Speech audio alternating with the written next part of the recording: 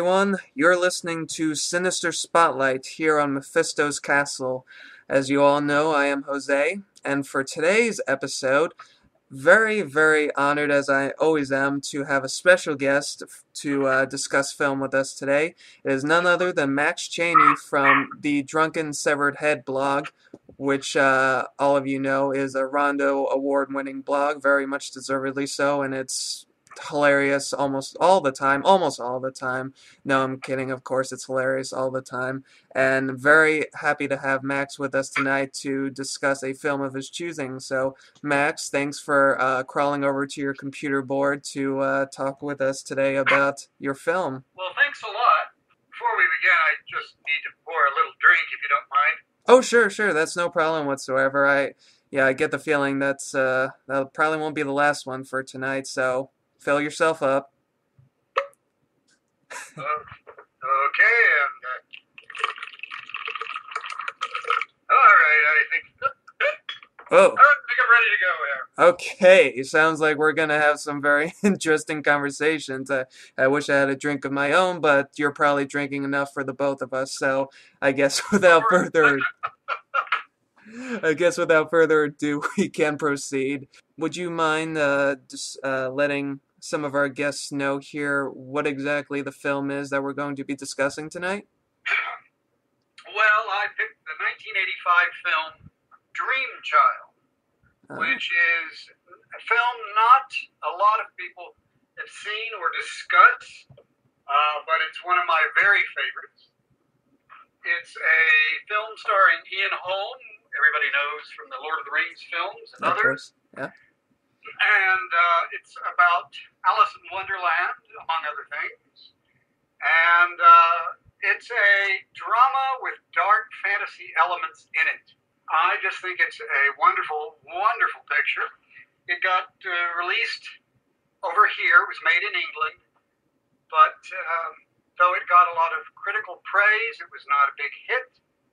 It's been released to video once. It has not been released to official DVD, although there are DVD-Rs floating around of it. Yes.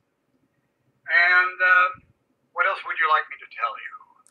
Oh, well, that's a pretty damn good introduction, I think, to the film itself, and you're very right in pointing out that it is quite an elusive title. I actually had to resort to viewing it on YouTube because, from what I could find, it wasn't even available on Netflix. So it's kind of a hard movie to pin down search-wise.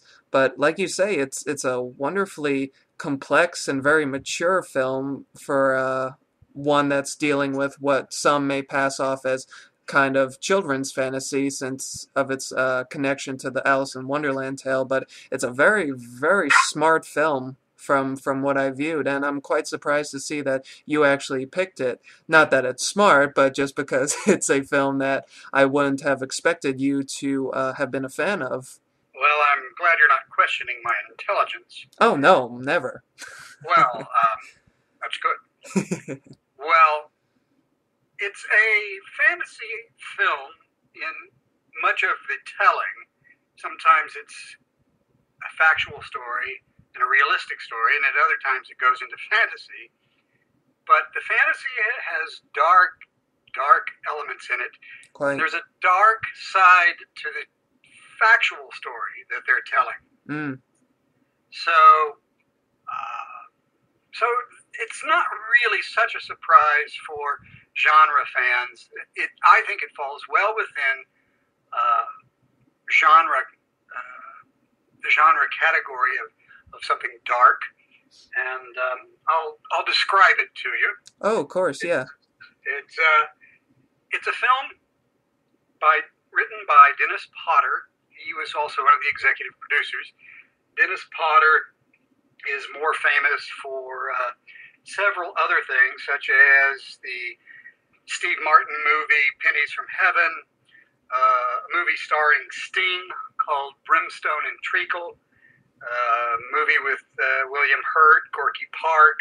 Those are his bigger credits. Anyway, Dennis Potter based this film on a play he had written 20 years before in 1965. Clearly was passionate about this story. because he kept pushing to get it made. It's a story that takes place in 1932, and part of it is based on fact. Okay. In 1932, Alice Liddell Hargreaves, who was the Alice that Lewis Carroll had a friendship with, told his stories to, and dedicated his books to when she was a child. She was 9 or 10. Anyway, it's about her coming to this country in 1932 to accept an honorary degree from Columbia University. This was part of a celebration of the 100th anniversary of Lewis Carroll's birth. Lewis Carroll's real name was the Reverend Charles Dodgson, and he was a mathematics professor at Oxford who befriended little girls. And in this movie, she comes over to get this degree, and at the same time, she's being pestered for interviews. She's being pestered to do endorsements for products, and she's looked at as a symbol of a more innocent time who might cheer up Depression-era America with her visit. Trouble is, she's having flashbacks, and this is where the story gets speculative. She's having flashbacks to her relationship with Dodgson. She's remembering it. Sometimes she's not wanting to remember it. And she is quite convinced that she is so old, she's 80 at that point, that she is near death. Indeed, she died 2 years later in 1934. Wow. And she is losing her physical strength, and she's losing her mental strength. She's starting in this story to have dreams and delusions occasionally of being in the Alice in Wonderland plotline.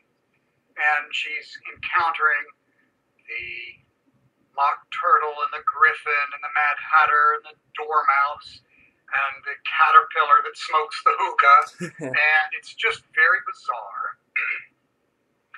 And it's very spooky because all of the Alice in Wonderland characters,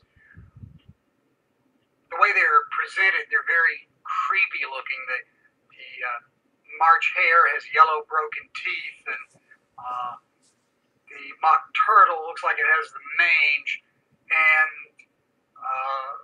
the Mad Hatter looks syphilitic and just horrible and crazy. Yeah. And the characters are not pleasant children's book characters by any means. And at the same time, there's another story going on of her young companion, her assistant, a teenage orphan girl named Lucy, who is being romanced by an American reporter at first for reasons of his own, but later he begins to really feel affection for her. And this character is played by Peter Gallagher of Sex, Lies, and Videotape. And that's sort of a mirror story because Lucy's a teenager and he's an adult, and their relationship is slightly inappropriate. She's naive and doesn't realize what people's motives are, and she's good-hearted, and he's kind of calculating and manipulative, but he's trying to just get ahead because he has no job. He was fired from his newspaper job. And so these stories are combined to make this drama with dark fantasy elements to give you a better appreciation of Lewis Carroll's imagination, give you a better appreciation of the relationship between Alice Liddell and Lewis Carroll. Now, that relationship was and is considered inappropriate, although it wasn't always. It only came to light long after their deaths. But Carroll would take pictures of little girls, and he would spend his time in the company of little girls in a way that other people would spend their time in the company of adults. Carroll had a bad stutter. He was an introvert. He was interested in advanced mathematics. he didn't have a way to socialize easily with adults, and he may have been a pedophile. And that's an element that's hinted at repeatedly in this film. But the film takes a stand, although it does so with artistry and subtlety, Mm-hmm. takes the stand that Carroll was not a practicing pedophile if he was one. They present the relationship as one where Carroll is in love with this little girl, but he doesn't get physical. He never says things that are wildly inappropriate. Now, he took pictures that at the time of the Victorian age were considered appropriate and now are not considered appropriate. Right. But there is no evidence yet that he did anything he should not have. One of the things that is shown in the film is Lucy's mother destroyed the letters he wrote to her. Yeah. And that's one of the things that comes up in this movie is Alice, when she's old, remembers that and is trying to figure out why she would have done that. And at the end of the film, she makes her peace with her relationship with Carroll and actually gives it her blessing and her forgiveness. And when I mentioned earlier, the film presents him as probably a pedophile who's non-practicing.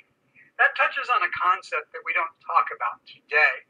At one time, gay people were often labeled as practicing homosexuals. Mm-hmm. Now, we are much more enlightened, in my opinion, about gay people.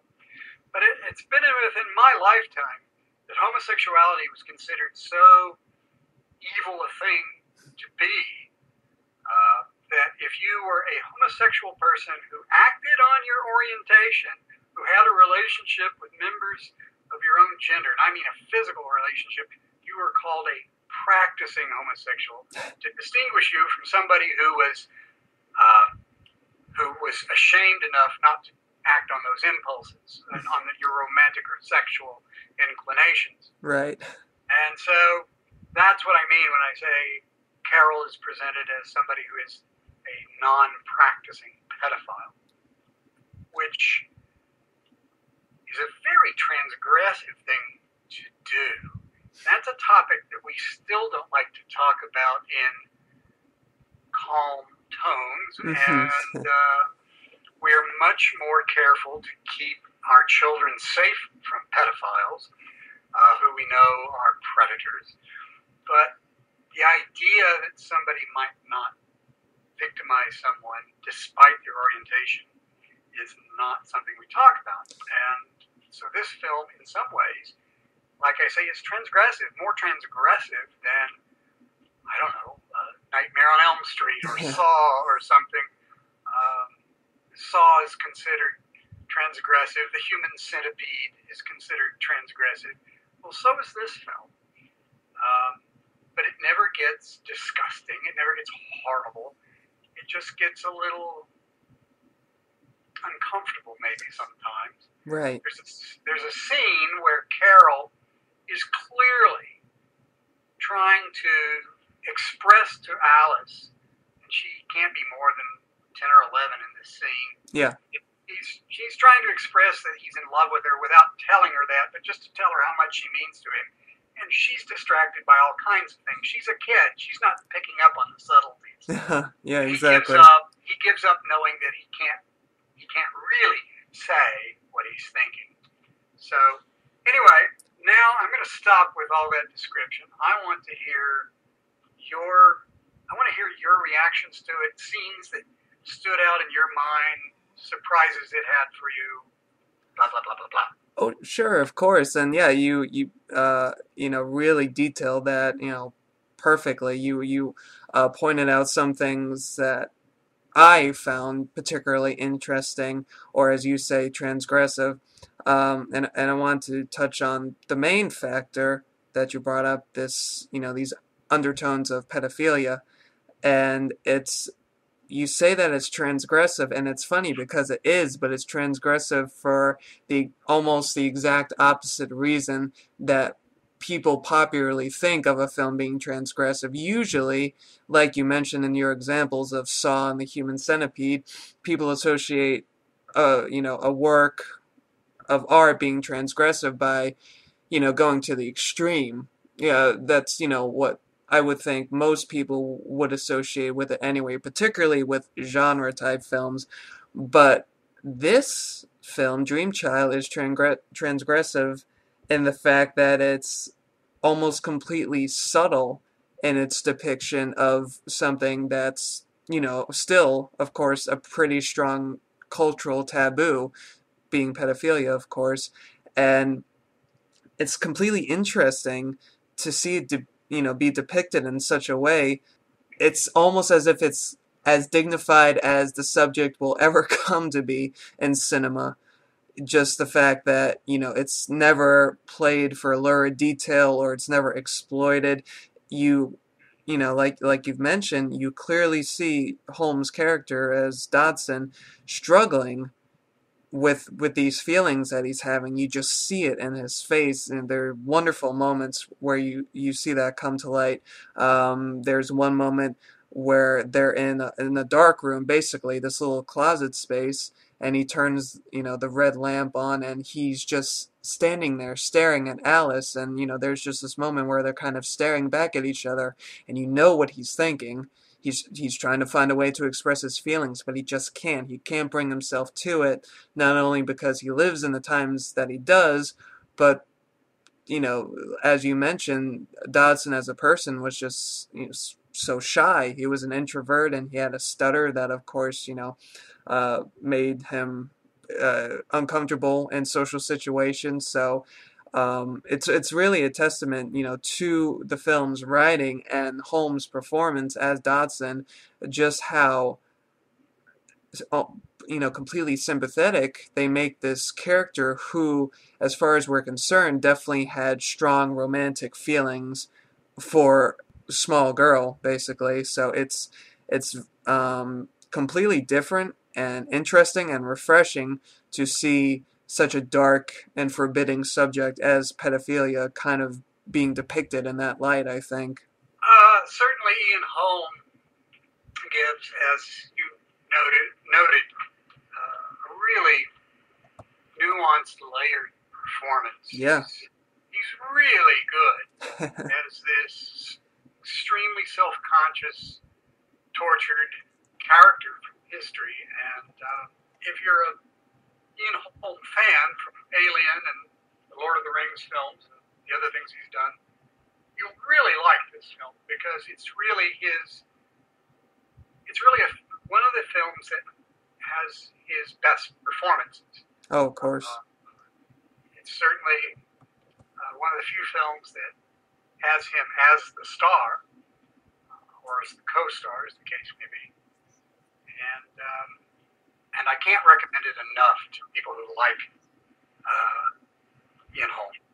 Yeah, and that's the thing too, that going along those same lines, Dodson's character is never really portrayed as being this menacing boogeyman type character. Usually, when you're dealing with genre fiction or genre film, uh, you know, the predator aspect of these people is played up. Whether you're kind of going back to your Nightmare on Elm Street thing, it's Freddy Krueger is displayed as being this character who preys on children. Of course, he was more along the lines of a child murderer. It was never explicitly stated that he, sexually abused the children, but the fact that he was made into a boogeyman character because he preyed on children. Holm, as Dodson, is never portrayed as being menacing. He's completely endearing and sweet, really. You can't help but feel your heart bleed a little for the guy. Especially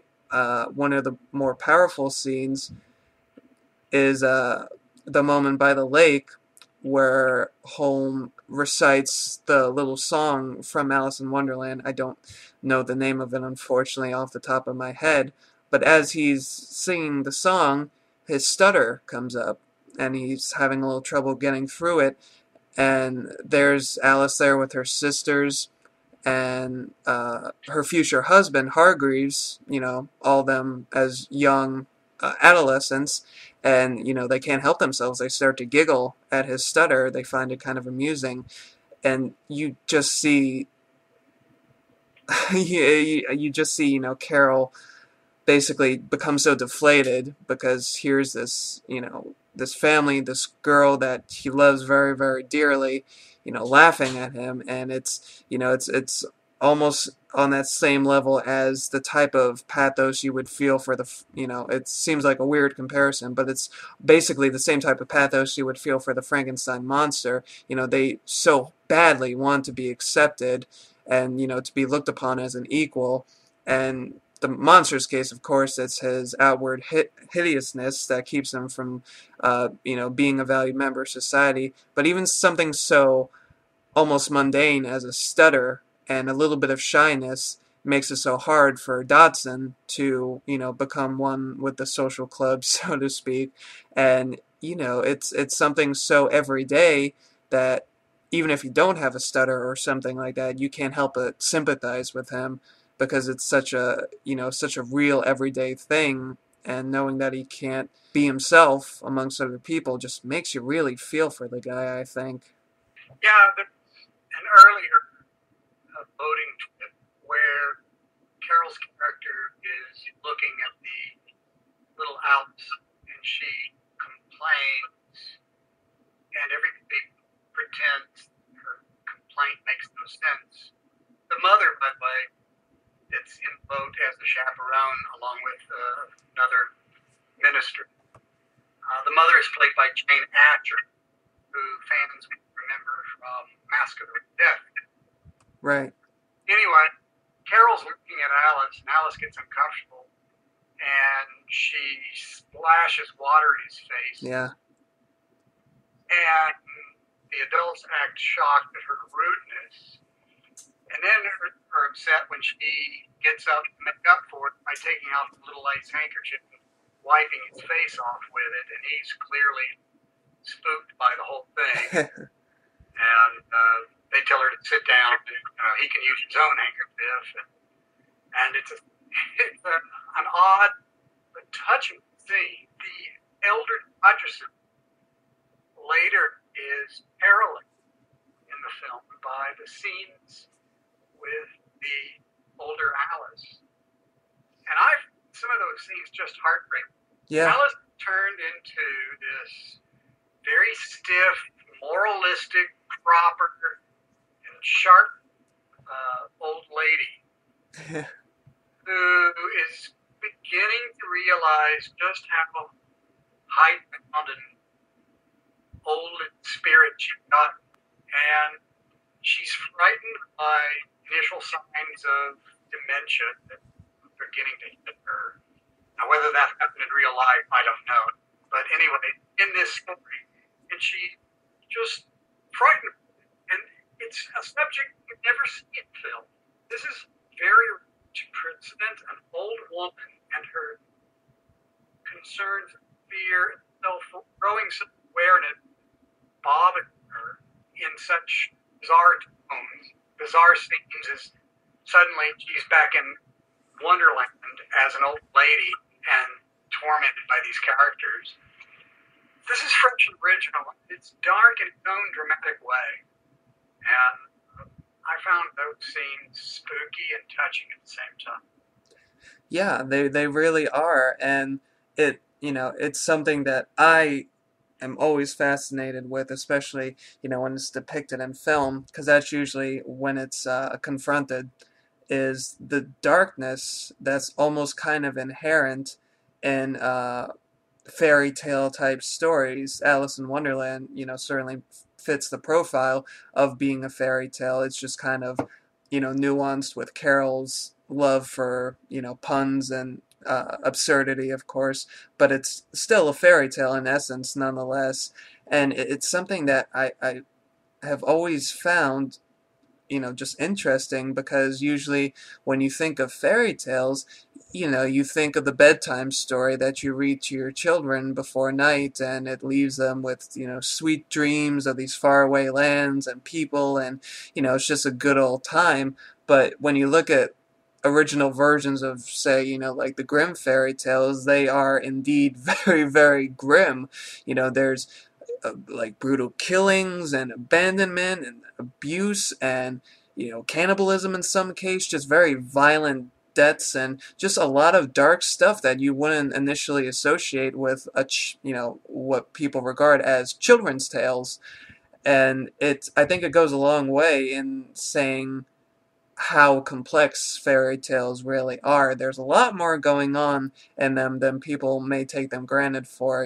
Snow White may just be another story, or Little Red Riding Hood may be, just another fairy tale, but, you know, as you see in movies like A Company of Wolves, Little Red Riding Hood turns into a teenage girl's menstrual journey through this nightmare land full of Freudian themes, and they just lend themselves to those interpretations. And I always find it fascinating when films accentuate the darker aspects of fairy tales, and some people may tell you it's those aspects that stick with the children and are the reason why they were created in the first place, to kind of scare them into behaving or what have you. Well, what do you think about in regards to fairy tales and their dark inner workings? Well, they were collected, many of them as folk tales. Some, of course, were authored, but some are folk tales not authored by one particular person in a Right. set form. The Grimm tales were a folk collection, Yeah. but they reflected a time where people were more exposed to death and cruelty up close, and they show that. And I remember in Cinderella, if I'm not mistaken, at the end, one of the evil stepsisters is invited to the castle, the king and queen and prince, and in Cinderella, and they put red hot iron boots on her feet, and she dances to death. Yeah. Yeah, that does sound familiar, and it's I think something else that happened too that was pretty messy. It's actually pointed out in Stephen Sondheim's Into the Woods musical. To fit their big oafish feet into the glass slipper, the sisters actually take turns at cutting off each other's toes so they could get their foot to fit in that glass slipper, so they could have their fairy princess dreams come true. It's very twisted stuff. Life may have been more traumatic then. And I think people in history, in European cultures, were less concerned that they could traumatize their children, um, rightly or wrongly. I want to say about Lewis Carroll, I don't want to be the source of misinformation. Carroll did have adult friends, and additionally befriended Alice's much older brother, and he was a friend of the Liddell family for some years, although that suddenly came to an end. The speculation as to whether he was a definite pedophile is debated among scholars. Hmm. He took 3,000 pictures in 24 years. He was one of the first portrait photographers, and Wow. one of the best in his day. And he did take a handful of pictures of nude children. 6 are known to survive. However, these pictures of children nude were often taken outside for the best possible light, because you needed daylight exposures at that time. And they were taken with chaperones around.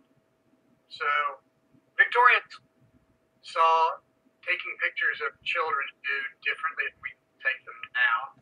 Right. I would imagine that maybe I'm totally wrong in thinking this, but I would imagine that the idea of photographing nude children would kind of be along the same lines as when artists paint the cherub type angels. Is that more or less the same idea? I would think so. The Yeah. Victorians, despite the fact that secretly often did horrendous things. Yeah.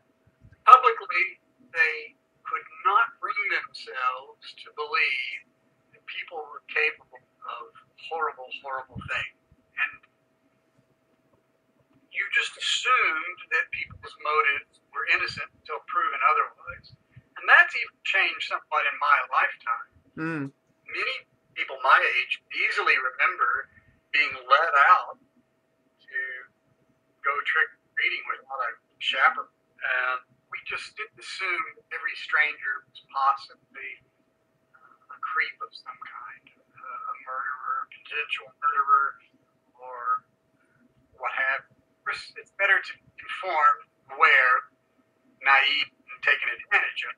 But there's certainly a loss of innocence. Yeah, very much so. I mean, you pinpointed in your one. It can't you can't help but almost kind of smile at the irony of what you mentioned about the Victorian age of, how all of their deeds were kind of done in secret, and they kept them hidden away in the closet, so to speak. They had lots of skeletons occupying their closet space, but in the public light, it was, that's like when you watch, these movies depicting these times, Victorian times, everybody looks so prim and proper, and everybody went to charm school, basically, and they just have the best manners.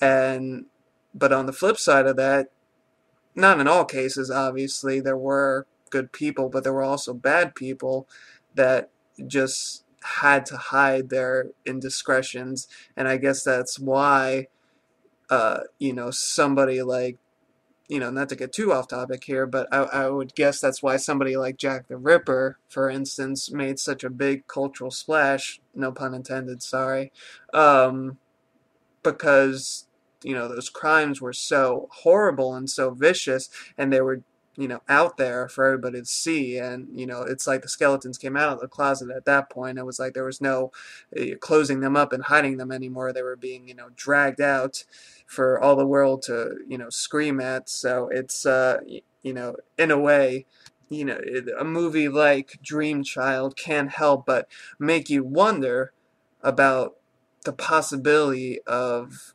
these things that you wouldn't imagine happening in the time that they did, this moralistic age.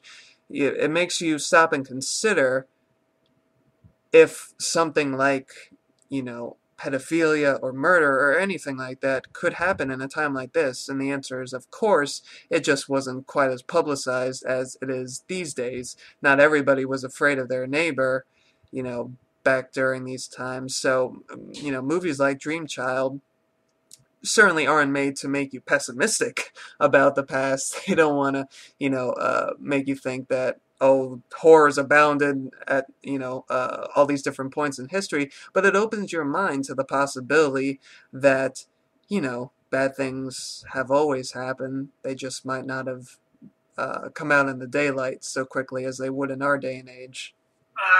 You just used the phrase "pores abounding," and it set off all kinds of interesting visuals in my head of scantily clad strumpets dancing, prancing merrily along the street corner. But Oh, never wow. mind. Let's go back to the film and talk about the creatures produced by Jim Henson's Creature Shop. Right, that's right. You haven't commented on that. I said that they were wonderful. Indeed, I think it's some of the best work that Jim Henson's Creature Shop ever turned out. Some interesting things about those creatures. Their movements were choreographed by Gates McFadden, who fans will know as Dr. Beverly Crusher, Star Trek Next Generation. Really? Yeah. Huh. Also, head of special effects was Lyle Conway, who worked on a lot of films, including the Henson films, like Dark Crystal and Labyrinth. And he designed the Odyssey 2, or Little Shop of Horrors, the musical. Wow. And one of the puppeteers was a now famous artist named Ron Isaac-Buke. I don't know how it's really pronounced. Ron M-U-E CK, who produces nowadays sculptures that are highly detailed and highly realistic of human beings doing things and sleeping, sitting, but they're like 10 times life size.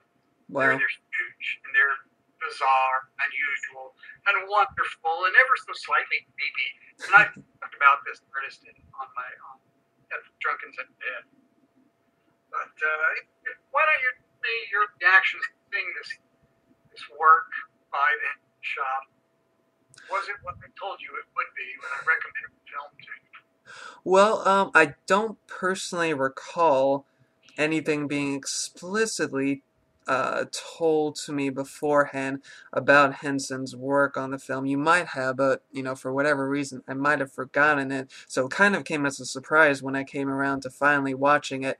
I have been introduced to Henson's, creature effects work before, mostly through Labyrinth. Seeing all the goblins and creatures there in that film. So I kind of had an idea of what I might be in store for. And uh, as I was kind of looking through stills from the movie and seeing most prominently a picture of the March Hare, it kind of took me back. I was like, well, well, what am I getting into here? But as much as it might have surprised me, it at the same time fascinated me to no end because, like I say, I find when people accentuate the darker aspects of these children's tales, I dig that kind of stuff. It's some great psychological fodder. So you know I was pretty eager to see what the creature effects would come out looking like. And suffice it to say, right when you get into the film, there's this wonderful, wonderful set piece of the beach, and it's totally surreal because it doesn't go along the lines of normal geometry. It looks like the water just kind of rests practically right on top of the shore. I know that's not the best way to describe it, but it's a completely surreal effect when you do see it. It's pretty trippy. And then right from the moment that you see the mock turtle, and let alone when you, particularly when you go into the flashback, so to speak, that Alice has in the hotel room, and she goes to the Mad Tea Party, and you see the Mad Hatter and the March Hare and the Dormouse. It's really unsettling because for those like myself who really grew up with the Alice story through the Disney movie, this is not your grandma's Disney movie. I can tell you that much because, as you pointed out, they're definitely not cartoonish, and if they are, it's cartoonish in only the most unsettling way that you can think of. They're just very strange looking creatures, like the Mad Hatter, for instance, like you mentioned, looks diseased. It looks like it's kind of a sly callback to the whole concept of the Mad Hatter. He's going mad because of the mercury in his hat. It looks like it has infected him and bloated him to this sausagey looking misfit. And then you have the March Hare with his crooked teeth and his wide staring eyes. It looks like he's going to eat little Alice. But overall, it was very impressive puppeteer work, and it just kind of makes you pine for those days when craftsmanship like that was displayed in films. And but like I say, if you're just familiar with the Alice tale through such sweet interpretations as Disney's and others of its kind, then this film will definitely turn you on your head, just if for anything, just for the creature effects alone, because they're really more like something out of a nightmare than some type of dreamland. So, overall, it's unsettling work, but it works for the story that's being told so well because it gives you that slightly askew, dementia tinged viewpoint that Alice Hargreaves is kind of going through at this point in her life. Hello, and welcome to a commercial for Hello, This is the Doom Show. I'm Richard. I'm Brad. And on the podcast that is known as Hello, This is the Doom Show, we talk about giallo movies, slasher movies, horror movies. We're going to interview Cary Grant live in the studio. We're going to interview Lucio Fulci in the studio, folks. We're going to put Cary Grant in the studio with Lucio Fulci. It's the interview you never thought would happen. I'm going to wear my Vincent Price slacks. I'm going to wear my Citizen Kane wristwatch and monocle. And now Brad is going to recite the Pledge of Allegiance in Portuguese. Brad, go. I don't know Portuguese. Go! Go! Stop hitting me! You're a natural actor. Yeah. You can listen to us at hellodoomedshow.podomatic.com, or you can find the archive at doomedmoviethon.com. If I hear a large amount of silence, that's my cue to have another drink. All right, there you go. Fill her up for me. What are we drinking tonight, by the way? Rocket Fuel. All right, there we go. Best of its kind. What year? 1963 Cape Canaveral. Ah, my favorite. And from Florida to boot, so I commend you. Well, something I was curious to know as well, since we kind of alluded to it in the beginning, that this isn't exactly the easiest film to come by, at least now anyway. I wanted to ask, how did you come into contact with Dreamchild, and what was that a first experience like for you personally? Now, I saw it when it was released. I saw it at Art House Cinema in Memphis, Tennessee, and was blown away by it. And then later I picked up a videotape copy of it, but was just completely surprised. The effect, by the way, of water rolling that looked unusual to you, they utilized an effect that goes back probably to the days of Shakespeare. They simply took a black piece of material and shined wet look and stretched it out loosely and blew air beneath it. And it's just a rippling, shiny piece of black material.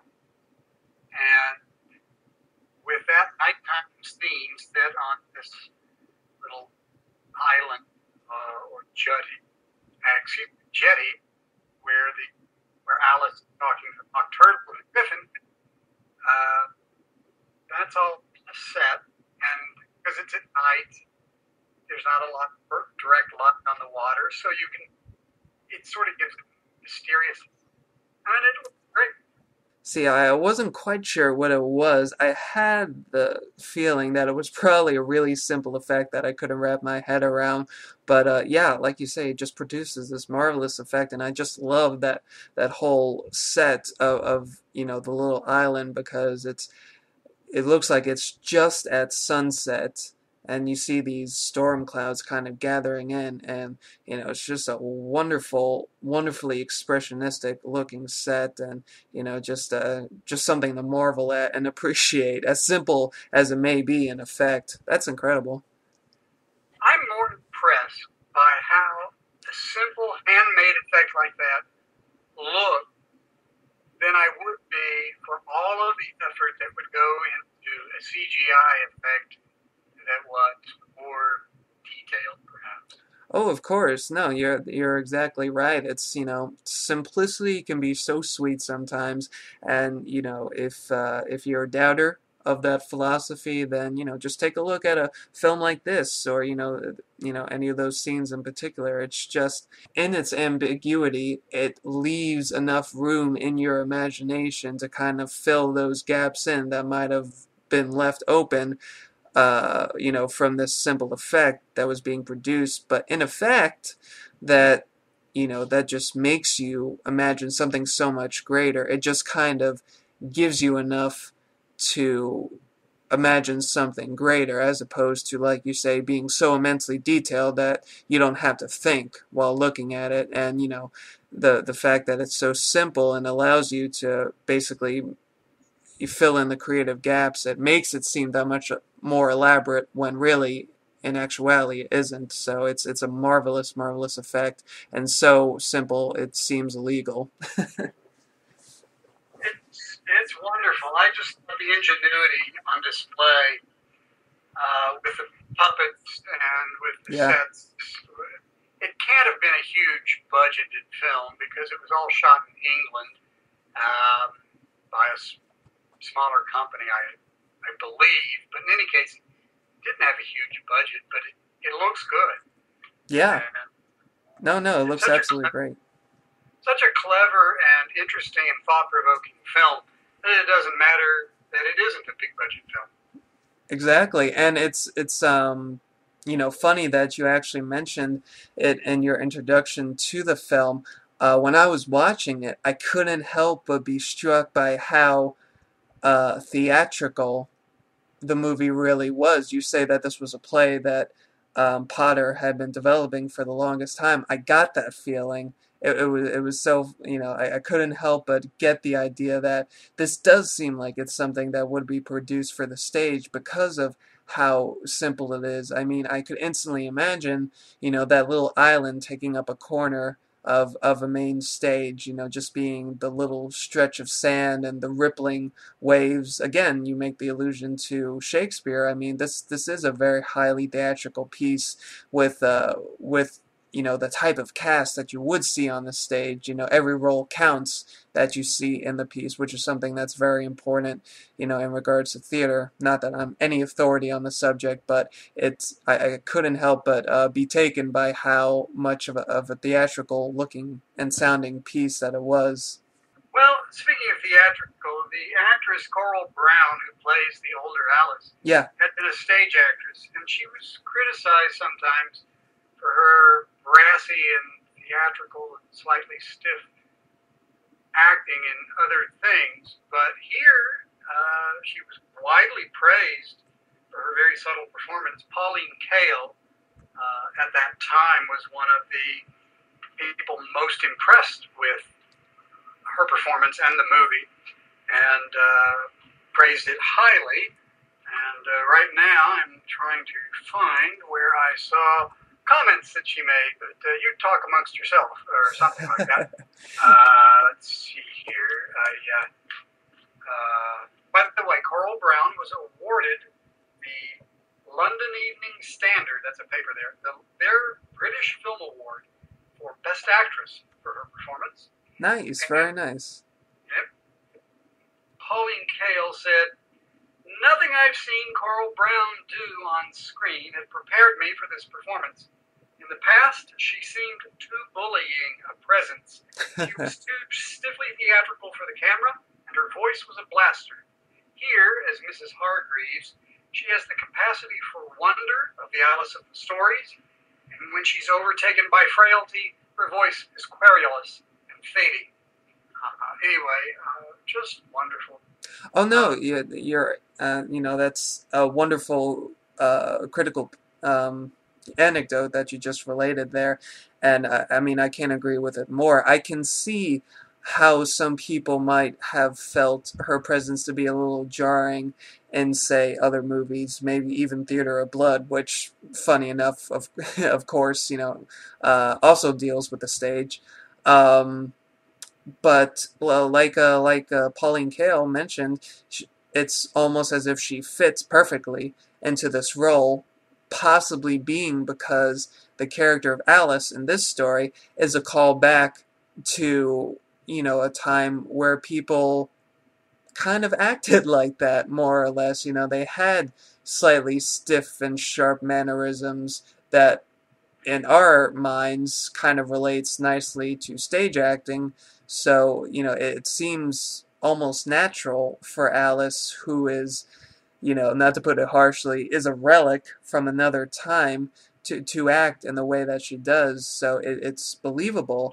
And, not only that, but those moments when we see her, frailty taking over and she's being menaced by these visions or, whatever you want to call them. particularly in the scene where she's in the hotel room and she wakes up from her afternoon nap to find that Lucy is not there and she's alone in the apartment, and she keeps getting the phone calls from people asking her to make endorsements and things of that nature.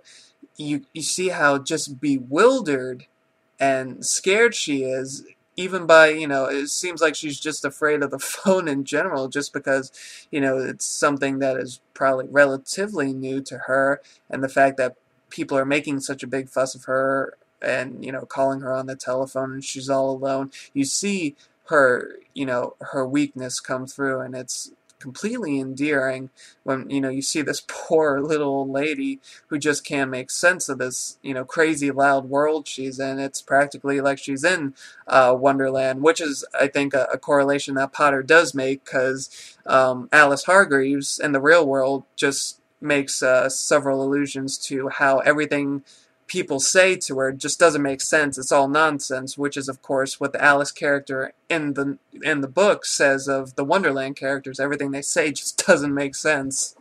Yep, and Bing Crosby and W.C. Fields playing Humpty Dumpty, and I've seen it. It's not very good. It's like a lot of star-studded movies. Everybody gets a little turn and gets a scene that, is their big scene, but it's too good for its own good. It's there's a lot of money in it, but it isn't really well written. And I've seen an adaptation or two on television. One starred Agnes Moorehead on a live TV performance that was recorded and presented more than once, with Jack Palance as the Jabberwocky. In fact, he's got a song, Jack Palance does, if you can imagine Jack Palance singing. Yeah, that's as something the Jabberwocky. None of them. Dudley Moore did a version of Alice in Wonderland. They're all kind of silly and lighthearted. Right. Disney did a feature version. I don't think any of them capture the sense of unreality and bizarre, disturbing strangeness to the stories. The stories are creepy, and Dreamchild's the only film I've seen. Now, I don't know, I assume the Tim Burton film, didn't Tim Burton do one with Johnny Depp as the Mad Hatter? I have not seen that one, but I assume his film might come close to having that sense of weird, strange, fantastic atmosphere. I've actually seen that version, and to be perfectly honest with you, I don't think it quite reaches the same tone as Carol's source material as even Dreamchild does, which, funny enough, isn't a direct adaptation of the book, which, as Burton's, is more or less, just to kind of let you in on the know, it really is. It turned out to be more of a, and this is a comparison that a lot of other people had made. They went the route of making it into a Chronicles of Narnia-esque epic about Alice being, a warrior of sorts, more or less, who has to slay the Jabberwocky to end the Red Queen's rule, and it's all, it's very, it's not quite on the level of Robert E. Howard or anything like that, but it's that same type of idea. It's definitely not concerned with, achieving any real creepy atmosphere or, bewitching type atmosphere like the book does with its nonsense talk and its riddles and things like that. So unfortunately, Burton's adaptation kind of went the way of the mainstream fantasy action flick, which is a shame, of course. But I wanted to ask you too, along those same lines. I take it you haven't seen the Czechoslovakian adaptation from 1988. It's the one where Alice is portrayed by the young girl and all the other characters are puppets. I have not, but I love Czechoslovakian genre films. They're extremely weird. Oh yeah, There's one called Little Otic that I also recommended when you asked me for films that I wanted to talk about. that's right. But no, I haven't seen it. But do you recommend it? I do if you're especially a fan of that type of film. You know, if you come out and say that you're a fan of Czechoslovakian cinema, then I'm more than happy to recommend that adaptation. It's just called Alice, and it's wonderfully bizarre, and it doesn't necessarily follow the idea that Wonderland is this fantastical place. It almost looks like uh, Alice is just kind of it's kind of the same idea almost as like the Incredible Shrinking Man, where she becomes small and is really just kind of making these vast adventures through a house. It seems kind of bizarre, but that's basically the best way I can describe it. And I mean, even the way she comes into Wonderland is kind of unconventional, because as opposed to following the White Rabbit down a rabbit hole, which, by the way, the rabbit is actually a actual stuffed rabbit, oddly enough, that's animated with stop motion. So if that's a recommendation, then hey, there you go. Yeah, yes, it is. I see from looking online that the film you're talking about came out 3 years after Dreamchild. Yeah, that's right. Came out in '88. It's a Jan Svankmajer film, and I love the films of Jan Svankmajer. Yeah, now that I'm just thinking about it, isn't he, what, didn't he direct Little Otik? Yes, he did. Well, Yeah, there you go. There one you of the go. Svankmajer films I love. So yeah, I will. I'll have to see if I can get a copy of Alice, and I recommend to people see Dreamchild. You can get a copy of it. It's unfortunately a DVD-R copy, but it Yeah. is put out by MGM, and you can buy it through Amazon. Unfortunately, it's a DVD-R, and they want $18 for it. But increasingly, that's what studios are doing. In order to get a film that's older than, say, 10 years old, increasingly they're putting it on DVD-R and selling it to you for a higher price because they figure you'll pay it. Right, just to have it. When you can rent a current movie nowadays and copy it for $1, they're trying to recoup their money somehow, and that's one way they're doing it. But do get Dreamchild. Don't watch it on YouTube unless you absolutely have to. And all I can say is I give it 4 martinis or 3 thumbs up, and that's if I've got 3 people. No, 2 people with me. Then there would be 3 thumbs. Well, there you go. One of the other people was armless. Of course, Oh, I have no arms, so that's why the other people have to be there. But anyway, go on. I'm sorry. I digress. oh no, that's no problem whatsoever. I was actually going to ask you just to kind of encapsulate some of the things that we discussed here in this episode. If you could kind of just give us the whys and wherefores as to why you wanted to spotlight this film in particular, and what significance does it have for you? Oh, wow. Couldn't you have asked me an easy question, like my favorite color or something? Jeez. You want me to encapsulate in front of people. Wow. Okay. I can just say it has one of the finest performances by Ian Holm, a favorite actor. It presents an unusual love story in an imaginative and original way, and it's an interesting mixture of fact, fiction, and speculation with underrated little-seen work by the Jim Henson Creature Shop. What else do I need to recommend it to you? I think that You, the listener, have probably never heard of this film, never seen it. It's Dreamchild. It's called that because Carol referred to Alice as his dream child. So get it today, and while you're at it, pick me up something to drink, would you?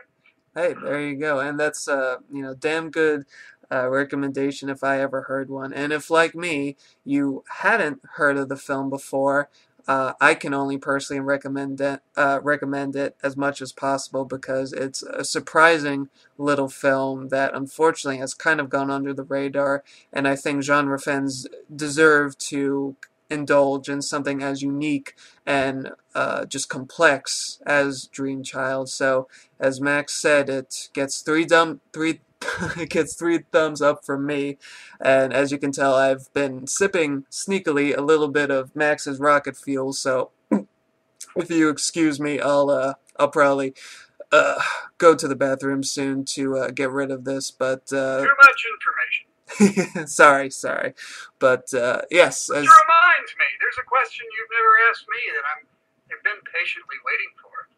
Oh, what could that be, Mr. Drunken Severed Head? Well, when I drink something, which you heard a while ago, That's where right. does the drink go? I'm a drunken severed head. Where does it go? Why don't you ask me that question, you young whippersnapper? Well, if you're going to be so pushy about it, I'll bite. Where exactly does all that alcohol go that you imbibe so heartily? The last remaining payphone in Poughkeepsie. It just goes in my mouth. I never see it come out of the neck, but it goes, I'm told, to the last remaining payphone in Poughkeepsie. Really? Yes. So is the payphone booth just kind of filled to the brim with alcoholic beverages? That's what I'm told by the officials in Poughkeepsie. Well, now that we've solved that mystery, I think that the readers of Max's blog can rest easy now that we have finally put an end to this much speculated and thought about problem. So thank you, Max, for prodding that question out of me so vigorously, and I'm sure your readers are very thankful that they finally know where exactly it goes. I had always imagined it went straight to your head. It kind of shows in your writing, but hey, who am I to speculate, right? Of course I'm joking. Please don't hate me. I could never hate you. I could never hate you, Jose. Alright, okay. Well, that's good to know then. Well, that more or less brings an end to our episode of Sinister Spotlight for this go around. Max, thank you so much for taking the time out of your day to talk to us about Dreamchild. I'm sure your neck is probably cramping from sitting atop the computer desk by now, so I will let you go and sink your head into whatever tank full of rocket fuel or other diabolical concoction you got going on there. Are you telling me to go soak my head? No, that's, yeah, you know what? Yeah, go soak your head. Good night, folks. Thank you very much again, Max, and I hope all of you have enjoyed listening to our episode here, and I hope all of you have a great night. Thanks so much.